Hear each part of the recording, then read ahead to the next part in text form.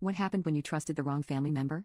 5 years ago, when I was 16, my parents were having a lot of marriage problems and fighting all the time.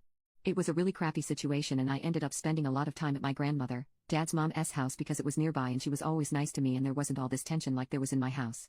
My mother had complained for as long as I can remember that my grandmother doesn't like her.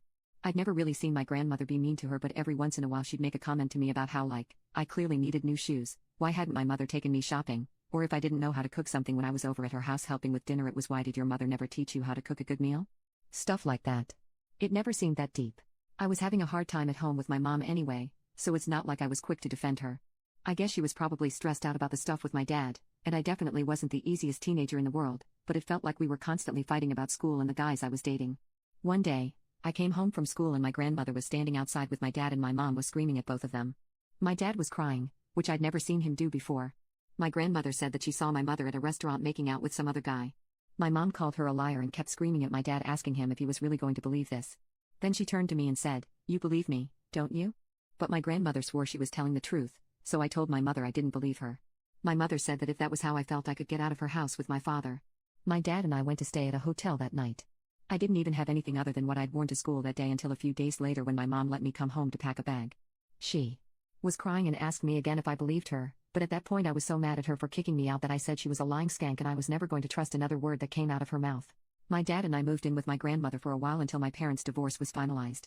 I went to college and my dad got his own apartment, and I never spoke to my mother again after that time at her house. Last month I was home from college and having dinner with my dad and my grandmother. My dad seemed really excited about something, and finally he announced with a big smile on his face that he'd started seeing someone and it was getting serious. I was so happy for him. He started telling me about the woman, who sounds really great, but then I noticed my grandmother sitting there glaring at him. He asked her what was wrong, and after doing the nothing, everything's fine thing for like an hour, she finally lashed out and went, "After all that work I did getting rid of your demonic ex-wife?" And that's when the truth came out. She'd made the entire thing up. She even had paid a friend of hers to get her son to tell my dad that he was the affair partner, a part of the story I'd never heard before, because at first my dad hadn't believed her and had trusted my mother.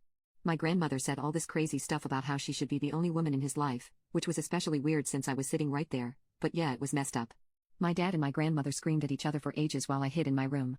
After he'd finally kicked her out and told her she was never to contact either of us again, he came into my room crying and he and I just hugged for a long time. We both immediately wanted to reach out to my mother. He's happy with the woman he's dating so he doesn't want to try to get back together with her I don't think, but he feels terrible for what he did to her and to be honest neither of us even had any idea how she was doing or if she was okay because we hadn't spoken to her in so long. I still had her number so I decided to try texting her. When she didn't answer, I thought maybe she'd changed her number. But a few days later she responded telling me that she would never forgive my betrayal and she wants nothing to do with me.